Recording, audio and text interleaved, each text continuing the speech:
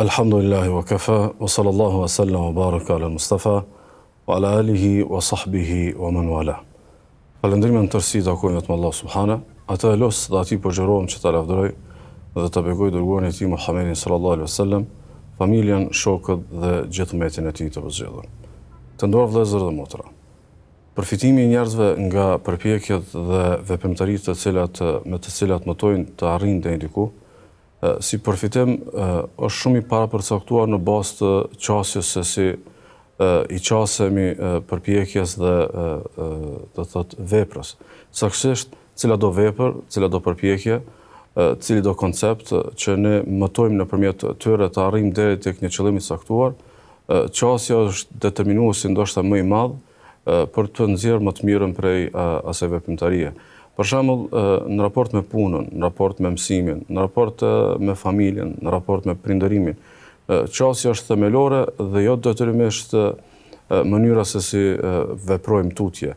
Do thotë mënyra se si veprojmë tutje është shumë e lidhur ngushtë me qasjen paraprake. Për shembull, nëse kemi ndaj fenomeneve fjolabie qasjen e madhnimit, jemi përpara një veprimtarie ose jemi përpara një ide dhe i qasemi me madhërim, e shohim si diçka të madhe, e shohim si diçka madhështore, e shohim si diçka jo të zakonshme. Rrjedhimisht duke e parë si diçka madhështore, duke e parë me madhërim, duke e parë si jo diçka të zakonshme, është e pritshme që pastaj kjo qasje të sjellë në kuadër të asaj vepre, të asaj veprimtarie një frytshmëri të madhe. Ndaj, njerëzit të cilët fjalabie i gjejmë që përfitojnë shumë nga familja e tyre ose përfitojnë shumë nga përpjekjet e tyre për edukimin e fëmijëve, ose njerëzit cilët i gjejmë që përfitojnë shumë nga punat cilën e gëzojnë për të mbajtur familjet e tyre kështu me radhë. Një prej arsyeve kryesore pse kanë arritur atë sukses është pikërisht qasja madhruese. Kuptimin që e madhrojnë familjen ndaj dhe ja shohin hajrin, ose e madhrojnë punën ndaj edhe çmojnë atë dhe rrjedhimisht do thotë e kryjnë punën me ndershmëri. E madhrojnë fjalabie një respekt që gëzojnë në shoqëri dhe rrjedhimisht janë shumë të koncentruar që ta ruajnë atë dhe ta zhvillojnë. Ndaj, në ligjatën e kaluar ne përmendëm një aspekt të qasjes se si duhet t'i qasemi Kuranit. T'i qasemi Kuranit duke parë Kuranin si shërues, duke parë Kuranin si ilaç, duke parë Kuranin si tregues i gjendjes së zemrave tona. Saktësisht, ligjata e kaluar kishte të bënte vetëm me këtë aspekt, aspektin që t'i qasemi Kuranit duke parë vetëm sikur po hym në një terapi, duke parë vetëm sikur se po hym në një diagnostifikim dhe duke parë gjendjen tonë të zemrave dhe rrjedhimisht duke marrë terapinë e shërimit, të shohim pastaj se si do ta shohim Kuranin, do ta shohim tutje se si e ndjejmë Kuranin, do ta shohim tutje se si e shohim të pashmangshëm dhe të domosdoshme në përditshmërinë tonë, do thotë fjalën Allah subhanahu wa taala.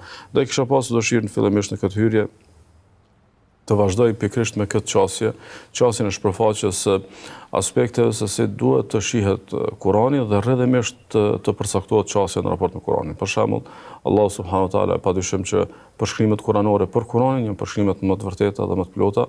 Allahu i Madhërisht thotë për Kuranin, thotë ai është për besimtarët, udhërrëfyes dhe është ilaç.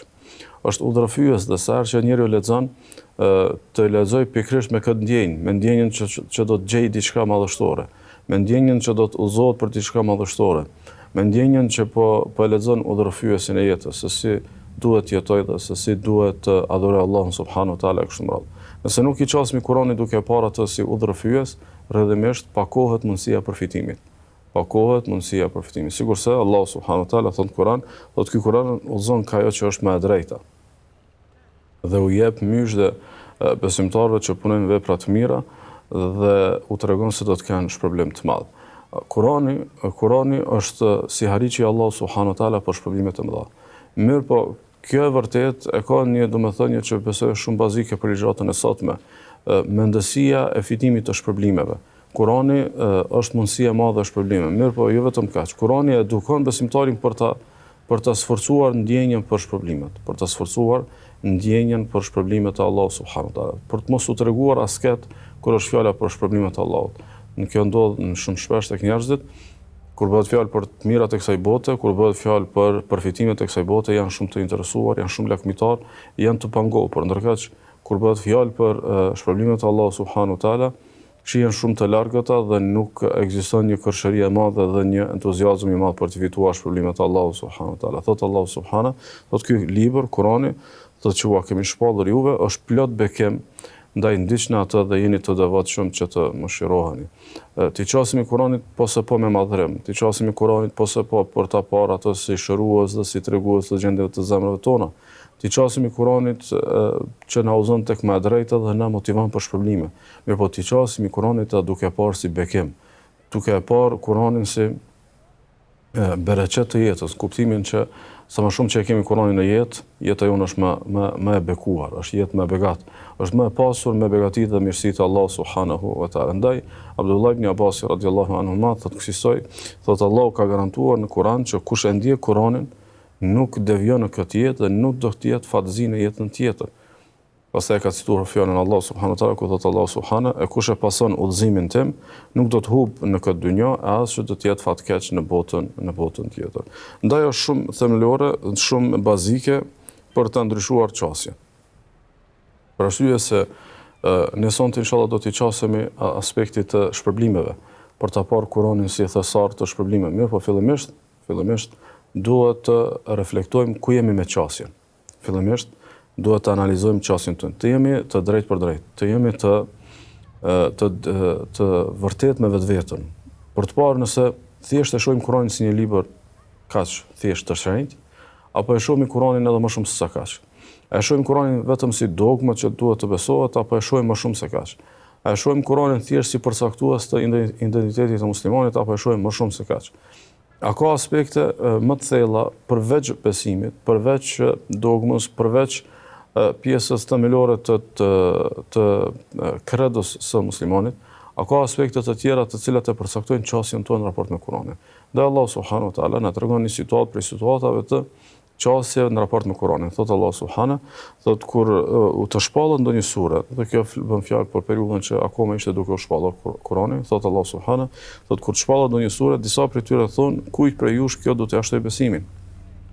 Ishte domethënë si lloj sfidimi, kujt i ashton besimin. Pastaj Allah subhanahu wa taala thot pas sa i përket besimtarëve, thot atyre kjo sure u ashton besimin dhe ata do të gëzohen, dhe ata do të lumturohen.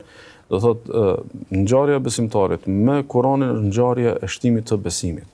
Ndaj një situatë e brisht fetarie, ku njerëzit dëgjojnë shumë, lexojnë shumë, kanë vullnet madh për fetari, mirë po sikur nuk kanë besim, sikurse nuk kanë zemër, sikurse nuk kanë shpirt, sikur e fetari shkon me shtyerje dhe sikur e fetari shkon jo aq vullnetshëm. Në shumë të rasteve ka të bëjë pikërisht me mungesën e Kuranit tek jeta e tyre. Ndaj është një thirrje që pikërisht për ta ndryshuar qasjen dhe rrjedhimisht për ta parë pastaj ndryshe do thotë Kuranin. Dua ta analizoj këtë fakt domosdoshmërisht, për arsye sepse ne jemi në kërkim të shembulltyrave. Dhe ne nuk mund t'i ndjekim shembulltyrat në ngjarje, në histori, pa i ndjekur ata në qasje. Thot ne kur të arrijm tek shembulltyrat për treguar se sa kanë lexuar Kur'an të parët tonë të mirë, se sa e kanë memorizuar, se sa e kanë përsëritur, sa e kanë medituar, sa e kanë madhruar Kur'anin kështu me radhë. A do të janë këto thjesht statistika, ngjarje, tregime, rrëfime që kanë të bëjnë thjesht me shifra, kaq hatme ose kaq përsëritje ose kaq orë ose kaq rekate, a ka të bëjë kjo thjesht me detaje apo ka të bëjë me diçka më të thellë? Më thellë ka të bëjë me qasjen. Qasja se si ata janë qasur Kuranit dhe rrjedhimisht e kanë pasur atë rezultat në përkushtim. Njëri i cili nuk e ka një qasje modeste, njëri i cili e ka një qasje jo aq të thellë, një qasje e cila lë shumë për të dëshiruar. Në të vërtetë edhe frytshmëria e tij në përpjekjen për ndjekur shembulltyrat është e vogël. Do thotë nuk mund të arrish tek rezultatet pa e përshkuar rrugën drejt rezultatit. Dhe rruga drejt këtyre rezultatet të mëdha që kanë pasur të parë tonë të mirë, pikërisht është, do thotë, nëse kam të drejtë ta quaj, reformimi i qasjes.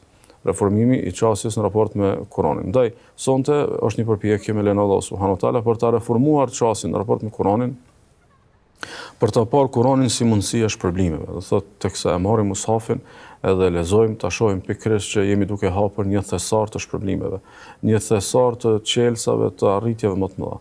Sikur se ta shohim një shteg edhe një rrugë për shkallët drejt ngjitjeve më të larta tek Allahu subhanahu wa taala. Ndaj Allahu subhanahu wa taala na thot në Kur'an një të vërtetë që ne zakonisht këtë vërtet kur e citojmë kur ballafaqohemi me ata të cilët nuk e besojnë Kur'anin.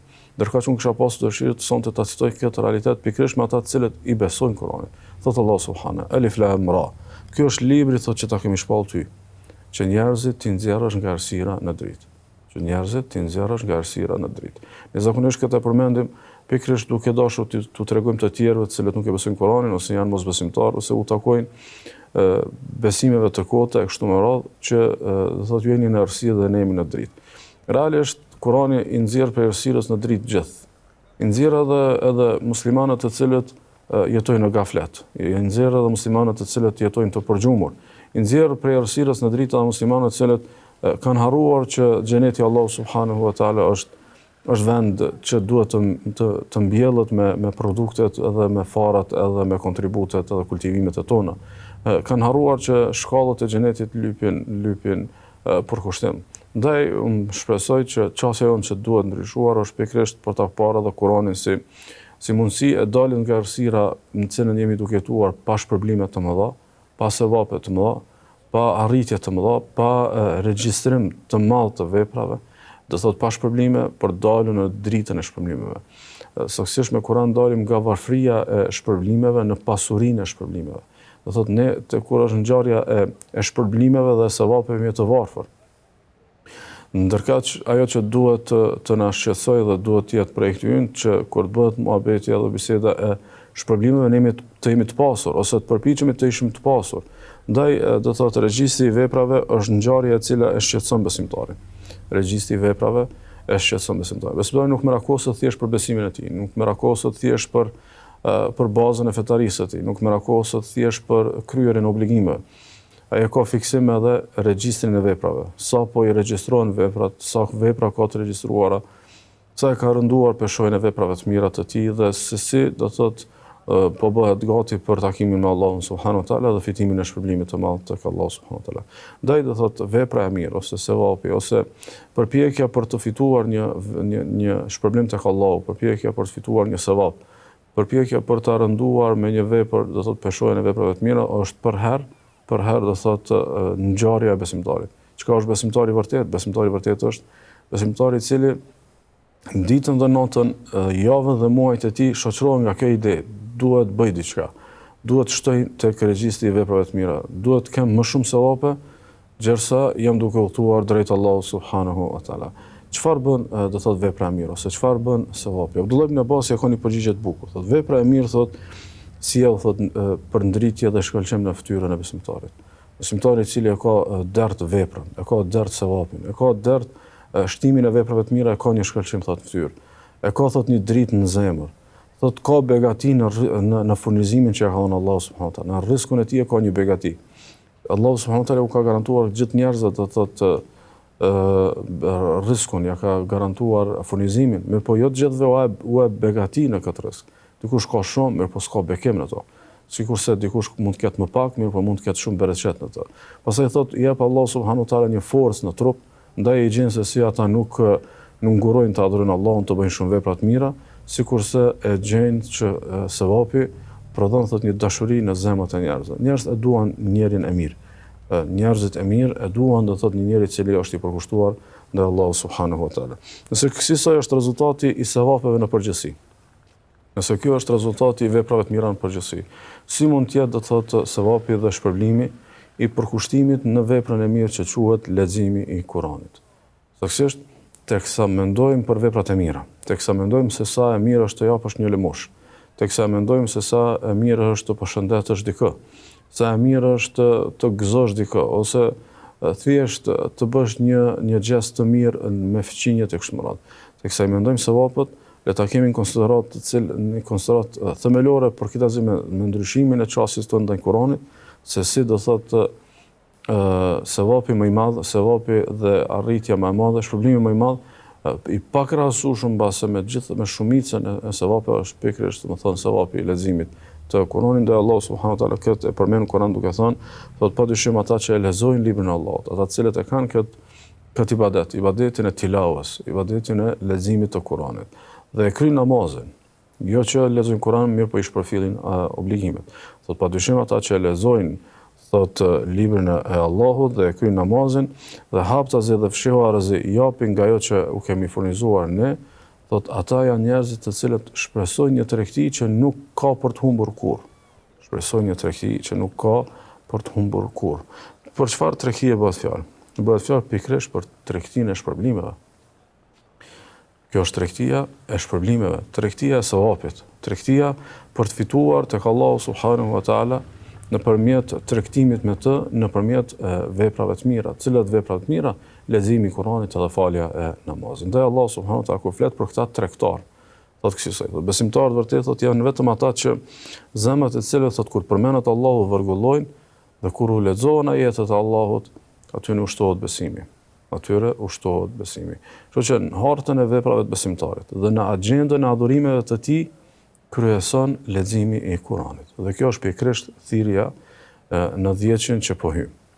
Harta më e rëndësishme është harta në cilën qartazi shifët madhështia e hapësirës që ka kapur leximi i Kuranit. Sikurse agjenda më e shëndosh e një besimtari në 10 e fundit dhe në këtë Ramazanin dhe në tërë jetën është pikërisht ajo agjenda në cilën sheshazi dhe qartazi shihet do thotë madhështia e programimit dhe nxjerrjes në prioritet të leximit të Kuranit. Ndaj Ibn Rejepi rahimahullah, Allah mëshiroft, ka thënë, thotë ndër veprat vullnetare më të mëdha, të cilat e sjellin dashurinë e Allahut, të bëjnë që ta fitosh dashurinë e Allahut, thotë është leximi i Kuranit, e veçanërisht nëse bëhet me meditim. Kështu që nëse ne e ndjejmë që jemi larguar, e ndjejmë që kanë kaluar shumë muaj ndërkohë që fetaria jon ka qenë duke çaluar, e ndjejmë që kanë kaluar shumë muaj ndërkohë që fetaria jon ka qenë mbuluar me pluhur, me pluhurin e gafletit dhe me pluhurin e lakmis për dynjan e kështu me radhë. Nëse ndjejmë këtë dhe ndjejmë sikur është krijuar një ftohje, sikur është krijuar një distancë, atëherë sforcimi i dashurisë dhe afërsisë me Allahun subhanahu wa taala bëhet pikërisht nëpërmjet leximit të Kuranit, të fjalës të Allahut subhanahu wa taala. Ndaj sonte me len Allahu subhanahu wa taala kemi të patjetërsueshme të ndalemi për të lexuar disa hadithe të pejgamberit sallallahu alaihi wasallam, për të mësuar disa nga fjalët e të dërguarit të Allahut sallallahu alaihi wasallam, për të parë pikërisht burimin e frymëzimit të shëmbulltyrave. Para se të mësojmë për shëmbulltyra se si janë përkushtuar, para se të mësojmë për shëmbulltyra se si pas këshin qenë ashtë të dhënë pas fjalës Allahut, duke lexuar, duke medituar, duke e gjallëruar ditën dhe natën me fjalën Allahut subhanahu wa taala, pikërisht ta shohim se ku ka qenë frymëzimi i tyre, ku është burimi i frymëzimit të tyre. Dhe frymëzimi i tyre padyshim është frymëzim edhe për ne. Këto hadithe, këto fjalë të pejgamberit sallallahu alaihi wasallam, këto të vërteta të mëdha, ashtu sikurse i kanë frymëzuar të parët tanë të mirë, është e pritshme për të na frymëzuar edhe neve. Ndaj shëron Imam Muslimi nga Abu Huraira, i dërguari Allahu sallallahu alaihi wasallam thonë, nuk mblidhet një grup njerëzish në ndonjë shtëpi nga shtëpitë e Allahut për të lexuar librin e tij dhe për të mësuar atë mes tyre. Do thotë mblidhen vetëm për jo vetëm për të lexuar, po mblidhen edhe për të studiuar Kur'anin, mblidhen edhe për të dëgjuar ligjërata rreth Kuranit e kështu me radhë. Thotë përveç se thotë nëse kësaj veprojnë, nëse këta mblidhen për ta lexuar fjalën e Allahut, thotë vetë se atyre u zbret atë qetësia. Allahu subhanahu wa taala u alshon një qetësi, e cila është realisht qetësia të cilën secili që është i dhënë mas Kuranit dhe pas ndejave dhe takimeve të Kuranit e pohon një gjë të tillë. Thotë vetë se atyre u zbret qetësia, thotë i mbulon mëshira e Allahut, i rrethojnë engjëjt dhe Allahu i përmend ata tek ata që janë pranë tij. Do thotë qetësi, mëshirë dhe shoqëri me engjëjt, vetëm e vetëm në saj të përkushtimin ndaj fjalës së Allahut subhanahu wa taala. Imagjinoni këtë qetësi dhe mëshirë sa e kërkojnë sot njerëzit. Imagjinoni njerëzit sot sa janë të trazuar dhe sa janë të parahatuar, ndërkohë që njerëzit nuk kanë pasur kur më shumë të mira se sot. Megjithatë, mungesa e një qetësie është diçka e cila pohohet nga një masë e madhe e njerëzve. Pikërisht është Kurani i cili e siguron këtë qetësi. A njerëzit kur e lexojnë Kur'anin kanë një qetësi dhe duke pasur këtë qetësi ata kanë një qasje tjetër. Ndoshta shpesh ne nuk mund të kuptojmë shumë gjëra shkaku që jemi duke i dëgjuar ato në një ambient të zhurmshëm. Jemi duke i dëgjuar ato në një ambient toksik. Jemi duke i dëgjuar ato në një ambient me turma të zhurmshme dhe njerëz të parahatuar. dhe rrjedhimisht neve na mungon qetësia dhe kur na mungon qetësia na mungon çësia e saktë në raport me atë çka dëshirojmë ta marrim. E aq më tepër që pastaj Allahu e lëshon në një mëshirë. Me po jo vetëm kaq që janë edhe shoqëria e engjëjve. Nëse njeriu rrim me njerëz toksik dhe ndikohet negativisht nga qëndrimi afër tyre, ndikohet negativisht nga shoqëria me ta. Madje ndoshta thjesht pamjet e njerëzve toksik e prishin ndoshta edhe disponimin. E imagjino të jetë e kundërta.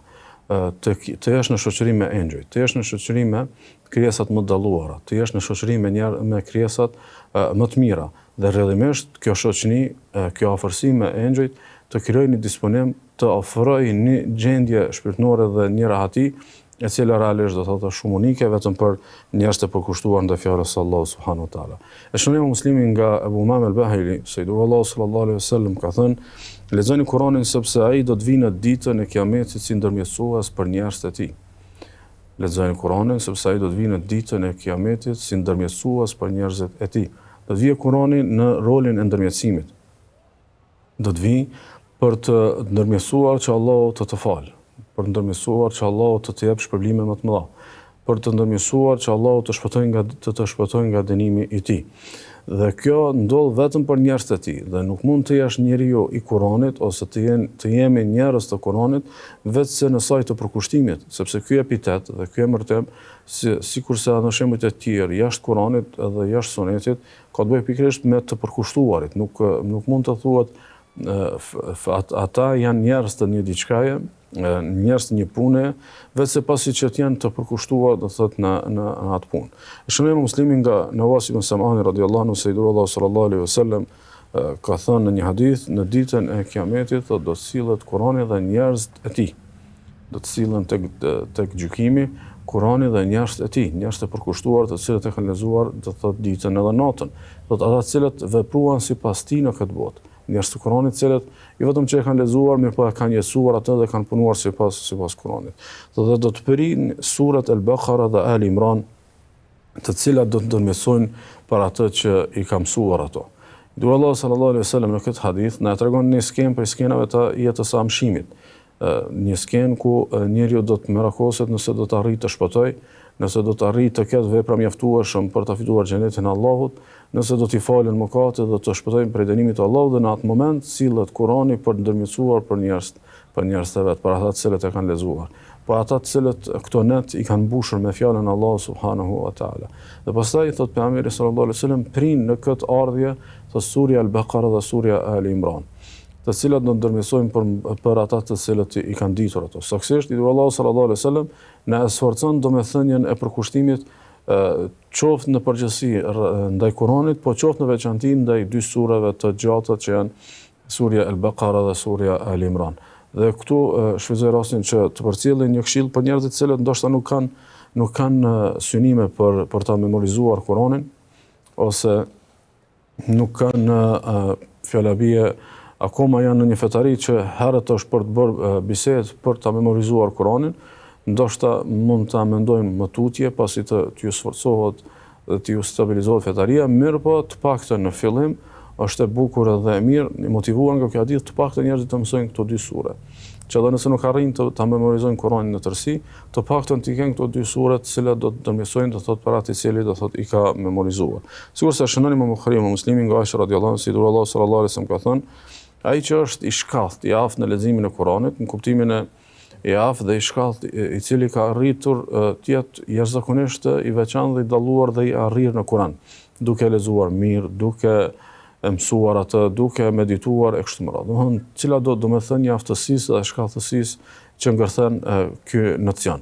Thot pejgamberi sallallahu alaihi wasallam, ai që është i aftë në leximin e Kuranit, thot do të jetë me engjëj fisnik tek Allahu subhanahu wa taala. Do ta ketë një afërsi dhe do të jetë në një turm me engjëj. Ndërkohë thot ai që e lexon Kuranin, mirë po e lexon me vështirësi.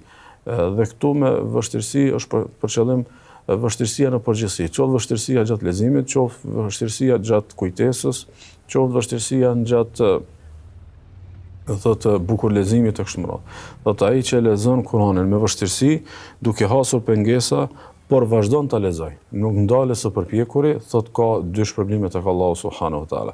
Realisht shpërblimi i të parit është shpërblim i pakrahasueshëm për arsye se është me engjëjt, mirë po i dërguari Allahu sallallahu alaihi wasallam e motivon gjithsesi prej nesh. Dhe kjo është thirrja që duhet ta bëjmë secili prej nesh në këto net dhe gjatë gjithë kohës, që sado që të mund të jemi të dobët, sado që të mund të jemi jo ta kemi as të lehtë leximin, megjithatë të mos ndërpresim, mirë po ta kemi do thotë me ngulmim edhe me përkushtim që të arrijmë të dy shpërblime, shpërblimin e leximit dhe shpërblimin e durimit edhe të mundimit. Shënojmë muslimin nga Uqba ibn Amir al-Juhani radhiyallahu anhu, si dërguari Allahu sallallahu alaihi wasallam, një ditë prej ditësh, teksa ka qenë duke qëndruar në Medinë, deri dhe shkon të vizitoj disa shokë të tij të cilët kanë qenë të mbledhur një vend ku zakonisht janë mbledhur shokë të cilët nuk i kanë pasur rendet edhe aqmir të jetës dhe të mirëqenies. Pastaj dërguari Allahu sallallahu alaihi wasallam u ka marrë një shembull për t'u krahasuar do të thotë madhështinë edhe e shpërblimeve të Kuranit. I thoni dërguari Allahu sallallahu alaihi wasallam, cili prej jush nuk do të dëshironte që të shkonte në një periferi të Medinës dhe të kthehej me dy deve të mëdha, do thotë të fitonte dy deve të mëdha, pa kryer ndonjë mëkat ose pa shkëputur ndonjë lidhje farefisnore, do thotë pa bërë ndonjë ngatrezë dhe pa bërë ndonjë mëkat për të arritur atë qëllim, do thotë cili prej jush do të dëshironte që të merrte si shpërblim ditor të një vajtje deri në një periferi të qytetit dhe të kthehej me dy deve, mirë po dy deve pa gënjur, dy deve të fituara pa ndonjë tregti që ka mashtrim dhe pa ndonjë mashtrim ose ndonjë hile që do të mund të bëhej qoftë me të tjerët apo thotë me të afërmit. Ata të gjithë i kanë thënë të dërguarit Allahu sallallahu alaihi wasallam, të gjithë duam këtë dërguar Allahu sallallahu alaihi wasallam. Kush nuk do të donte? Pastaj pejgamberi sallallahu alaihi wasallam ka thënë kushtisoj. Thotë, a nuk do të ishte më mirë që ndonjëri prej jush të shkonte në xhami dhe të mësonte ose të lexonte dy ajete nga libri i Allahut? Thotë, kjo është më e mirë për të sesa dy deve. Kjo është më e mirë për të sesa dy deve. Pastaj thotë, tre ajete janë më mirë se tre, pastaj thotë katër më mirë se katër e kështu me radhë, asa do thotë shkon numri i tyre do thotë i leximit. Në atë kohë për afrimet e ndryshme që janë bërë në gadishullin arabik, për afrimet e shembujve kanë qenë kryesisht me devetë, nga që ajo ka qenë pasuria më e madhe e njerëzve. Kështu që i dërguari Allahu sallallahu alaihi wasallam kur na thotë të lexosh dy ajete është më mirë se sa të fitosh dy deve, pikërisht e ka këtë qëllim.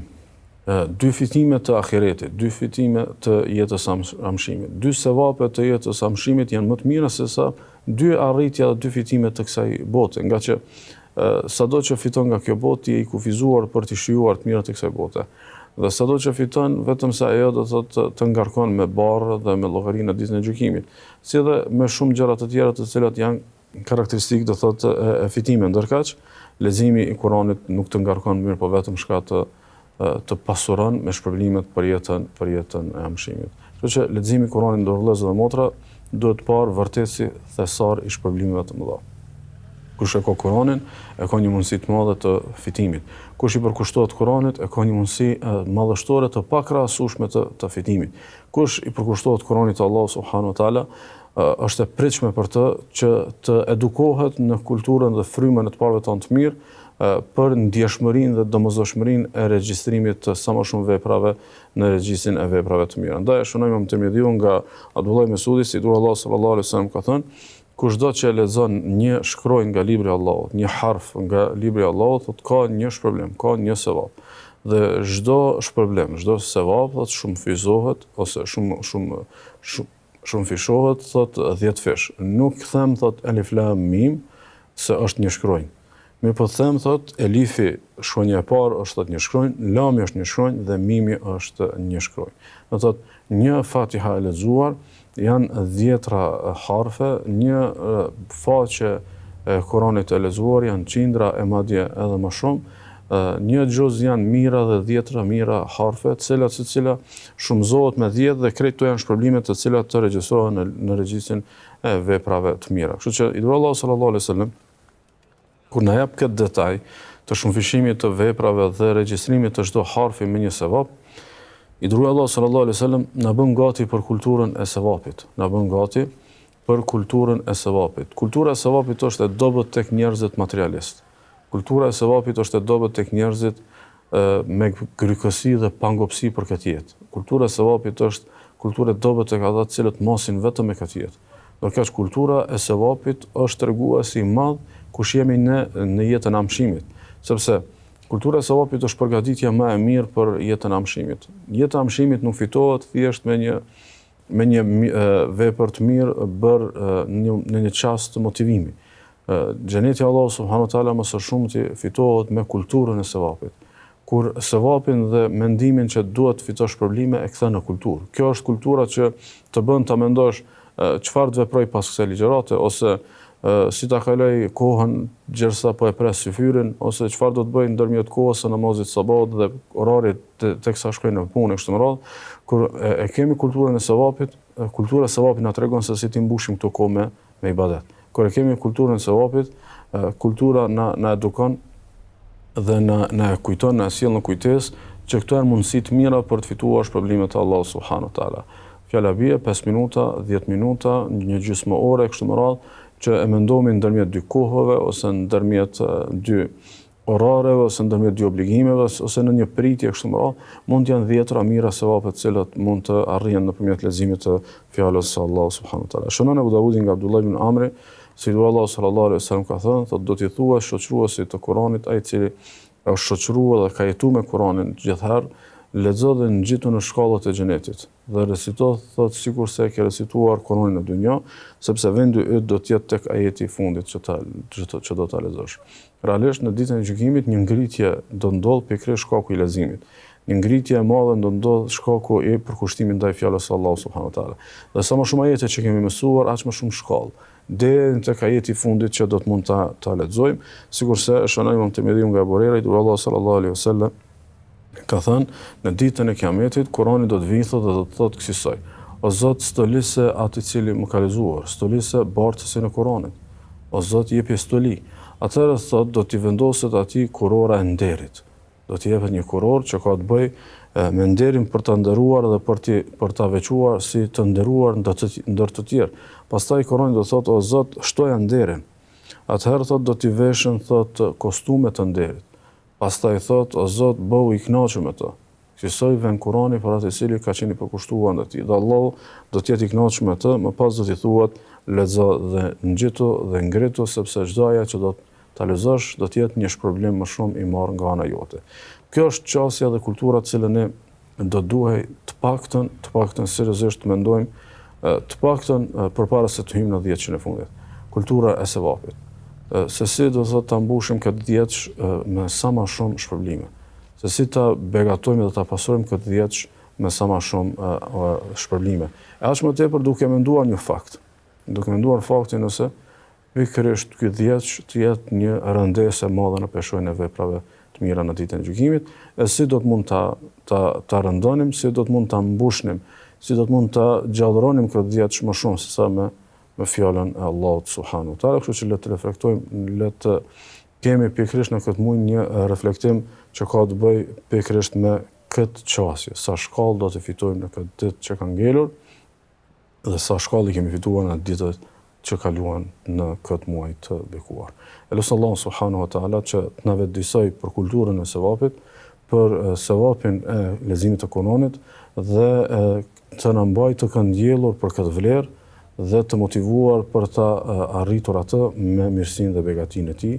Sallallahu alaihi wa sallam wa baraka ala nabiyina Muhammad.